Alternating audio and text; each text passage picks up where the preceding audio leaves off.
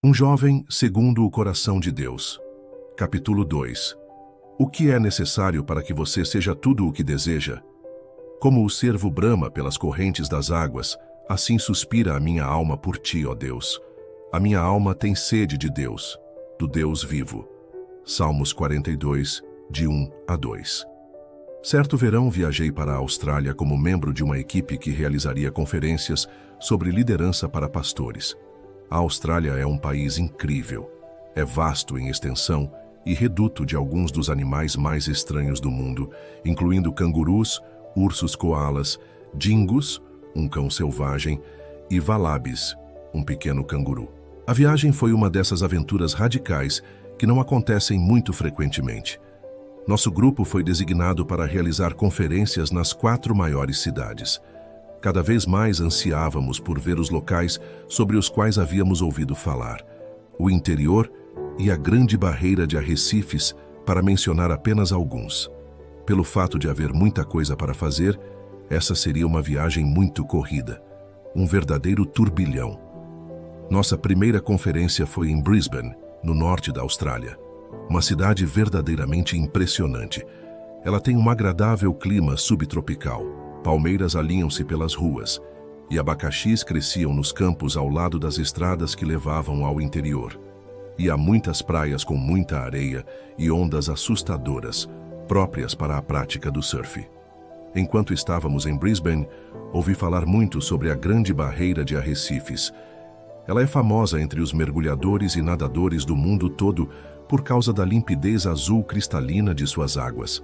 Esse famoso arrecife estende-se por cerca de 2.000 quilômetros ao longo da costa nordeste acima de Brisbane, e sua largura varia de 15 a 150 quilômetros. Essa barreira maciça surgiu, muito estranhamente, graças às minúsculas criaturas marinhas chamadas corais. Esses pequeninos animais vivem e morrem em colônias que, ao longo dos séculos, constituíram-se em incríveis barreiras, parte das quais atingem dezenas de metros de profundidade. Entretanto, a Grande Barreira de Arrecifes não parece viva. Porém, os especialistas afirmam que essa espantosa barreira tem vida.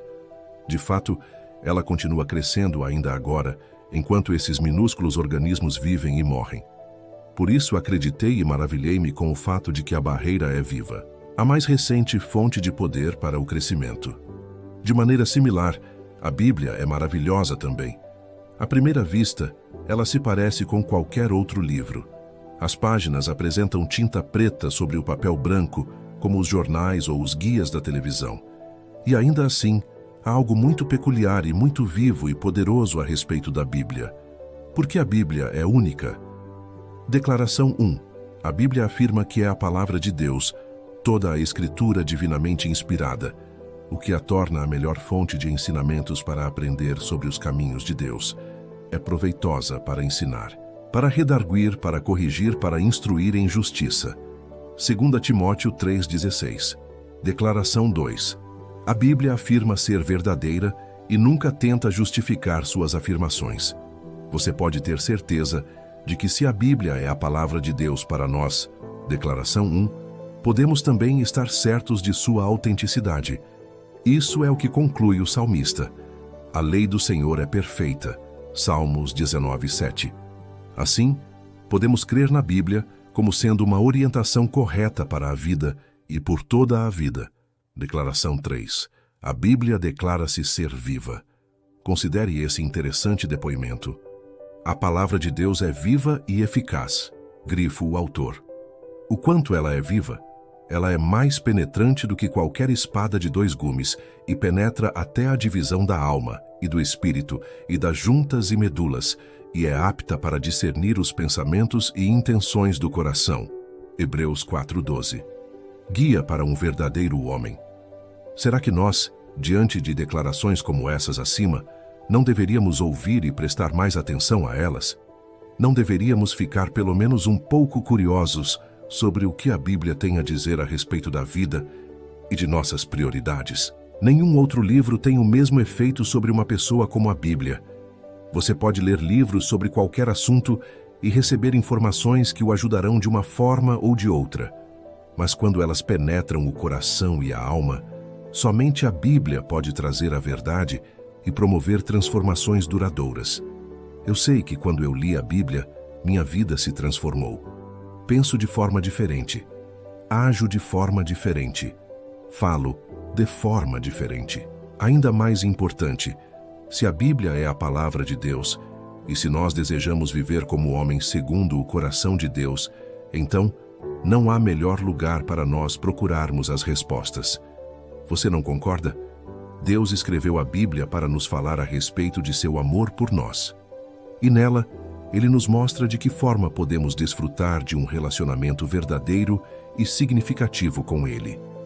E repito, Deus escreveu a Bíblia para permitir que saibamos como nós, os homens, podemos vivenciar melhor nossas vidas. E em sua palavra, Ele nos mostra sua lista de prioridades que conduzem a uma vida bem-sucedida e vitoriosa.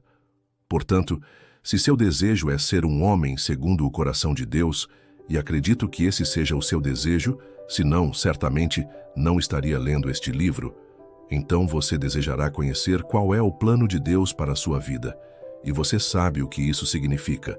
Precisará dedicar algum tempo para ler sua Bíblia, o manual de Deus para o verdadeiro homem, a energia do crescimento. Alguma vez você pensou a respeito de como sua vida seria, caso não conseguisse crescer fisicamente para tornar-se um homem adulto?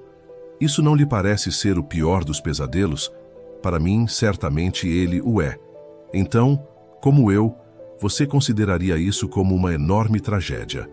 E igualmente trágico é o jovem cristão que não cresce espiritualmente ou cujo crescimento espiritual foi tolhido. Veja bem, Deus espera que você cresça em sua vida espiritual tanto quanto cresce fisicamente. Na Bíblia, o crescimento é visto como um acontecimento natural, subproduto da vida em Cristo. Na verdade, você recebeu uma ordem para crescer na graça e no conhecimento de nosso Senhor e Salvador Jesus Cristo. 2 Pedro 3,18. O escritor do livro dos Hebreus também afirmou que, com o passar do tempo, seus leitores cresceriam até o ponto em que eles poderiam ensinar aos outros os fundamentos da palavra de Deus. Mas ele teve de repreender seus leitores, porque fracassaram em seu crescimento espiritual. Hebreus 5:12. Como disse, o crescimento espiritual pode ocorrer naturalmente para aqueles que estão em Cristo. O elemento essencial para a vida. Gosto muito de correr. Na realidade, sou corredor desde o tempo do colegial. Bem, em um desses brilhantes e ensolarados sábados da Califórnia, decidi até onde conseguiria correr. Assim, comecei a correr 8, 15, 25 quilômetros. E apenas no quilômetro 25 foi que me dei conta de que era hora de voltar para casa. Uma das razões era porque as condições para correr já não estavam mais muito agradáveis, visto que o sol ameno da manhã se transformara em um opressivo calor do meio-dia. Outra razão foi que nessa corrida não havia trazido água comigo, e não havia fontes com água ao longo do caminho. Assim, comecei a ansiar por água, o elemento essencial para a vida. Quando estava a poucos quilômetros de casa, só conseguia pensar em água, água, mais água, muita água. Meu corpo ansiava por aquela substância que dá a vida. Quando despenquei dentro de casa, após 34 quilômetros, eu já estava realmente desesperado por água. Amigo, o desejo que tive por água durante aquele longo percurso é o tipo de sede que nós devemos ter pela palavra de Deus. Nosso corpo físico sabe que não pode ficar sem a água física. Assim também, nossa vida espiritual deveria se dar conta de que não pode ficar sem a água da vida da palavra de Deus.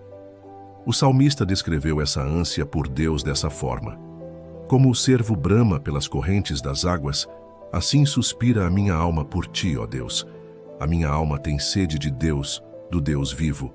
Salmos 42, de 1 a 2.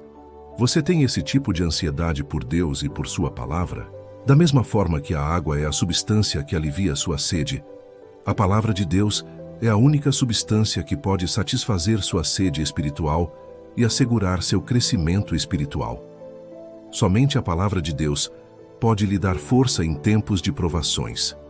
E somente ela pode dar uma direção clara quando você estiver tentando encontrar-se em meio ao caos de sua vida agitada e estiver negligenciando seus trabalhos da escola, sua vida familiar, suas atividades na igreja e as de quaisquer esportes, música ou outras atividades especiais com as quais possa estar envolvido. E aqui temos as boas notícias. Quando começa o crescimento espiritual, Deus não deixa você entregue a si próprio. O Espírito de Deus, que mora em cada crente, lhe dá o desejo e a força para crescer. Jesus prometeu que o Espírito sempre será seu guia e seu consolador. Jó 14, versículos 16 a 17 e 26. Assim Deus, por meio de Cristo, da Bíblia e do Espírito Santo, deu-lhe tudo o que precisa para o crescimento espiritual. Agora, pergunte a você mesmo, a sede está presente? Por que não satisfazê-la dedicando mais tempo a Deus e a sua palavra? À medida que lê este livro, quero que sua sede e seu desejo por Deus fiquem mais intensos. Quero que seu desejo por sua palavra transforme sua vida em uma aventura radical para que seja um homem segundo o coração de Deus. Mas a questão é esta: você tem esse desejo? A escolha é sua. Sei que você quer ser tudo o que Deus espera que seja. Como sei disso? Porque não acredito que você ainda estivesse lendo este livro caso não desejasse agradar a Deus com sua vida. Sei também que deseja crescer fisicamente e ser tão forte e atlético quanto possível. Todo rapaz o quer. E também acredito que deseje ser tão espiritualmente forte e maduro quanto imagina. Então, como pode caminhar nessa direção? Começando com 4 escolhas. Cada uma delas cabe a você realizar. 1. Faça a escolha de encontrar-se com Deus. Deus não fará você gastar tempo com Ele. Não, você é que tem que tomar essa decisão.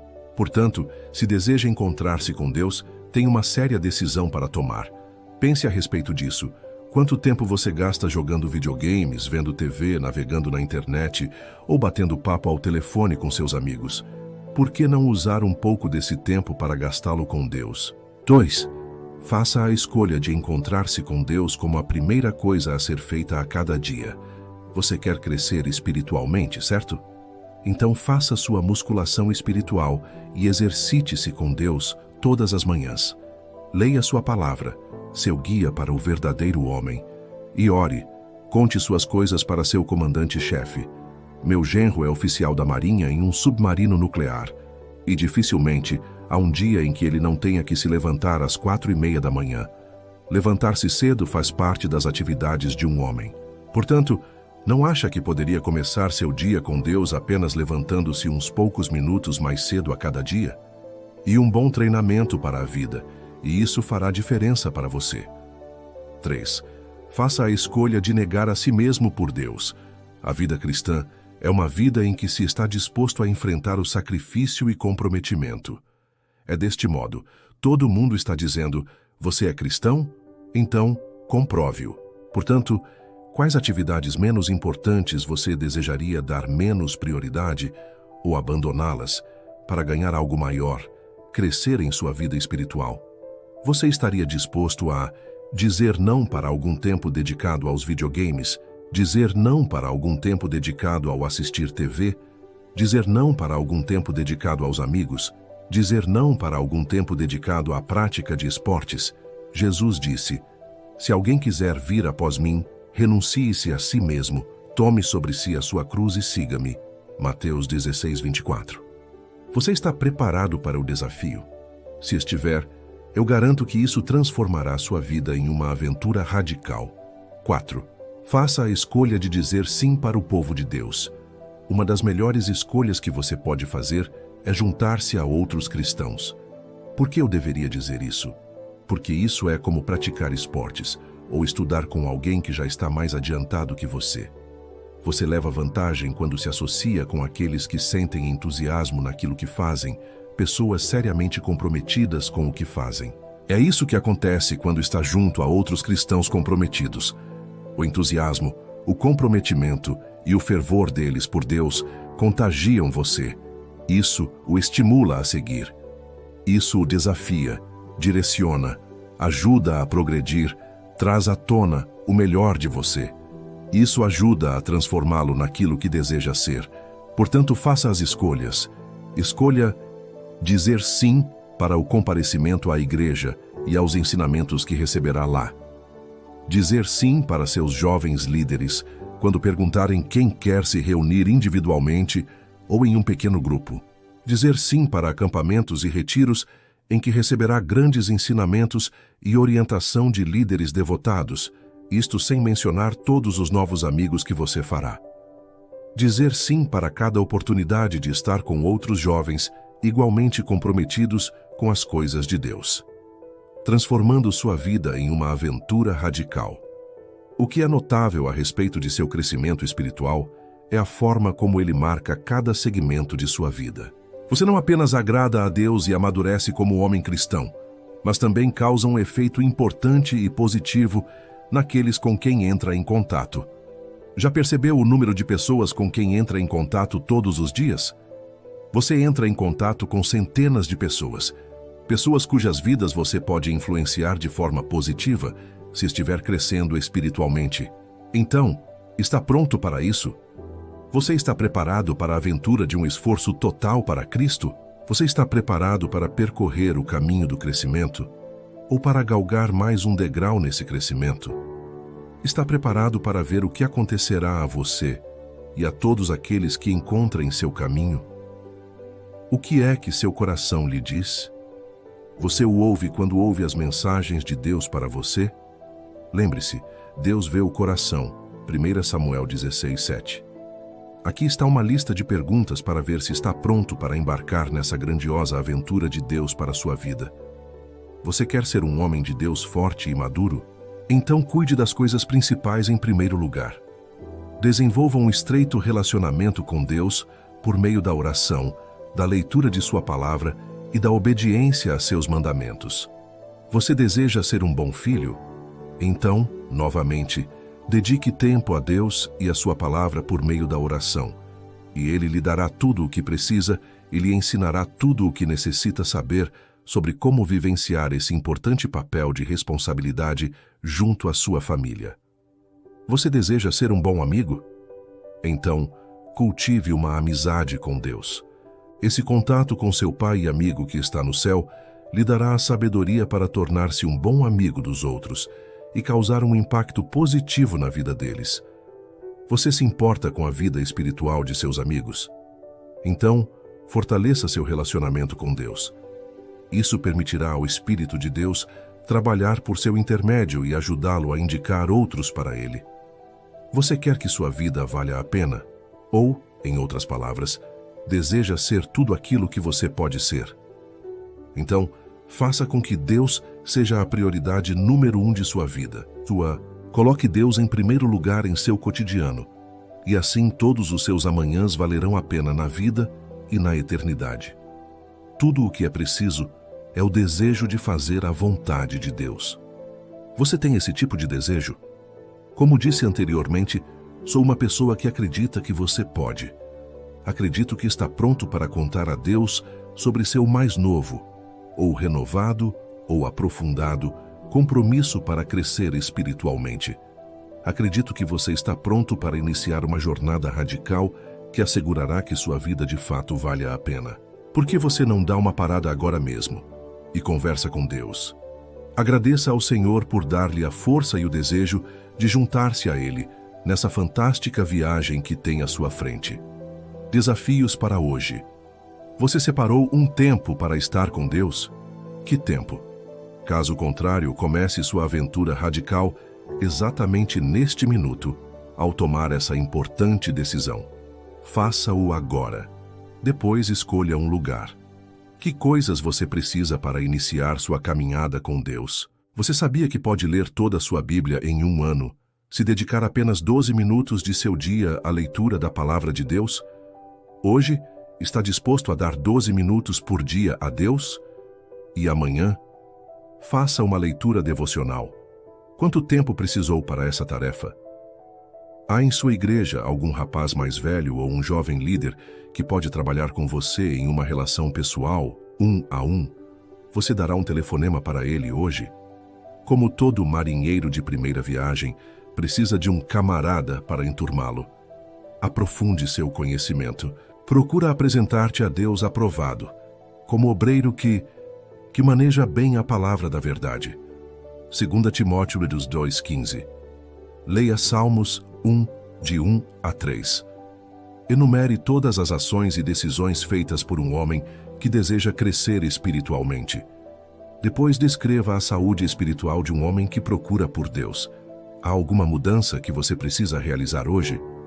Leia uma descrição similar sobre saúde e de crescimento espiritual no livro de Jeremias 17, de 7 a 8. Fundamentado nesse versículo, você pode dizer o que é saúde espiritual no versículo 8.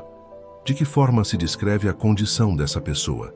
O que essas duas passagens ensinam a respeito de seu próprio crescimento espiritual e em relação a alguma mudança que precisa fazer?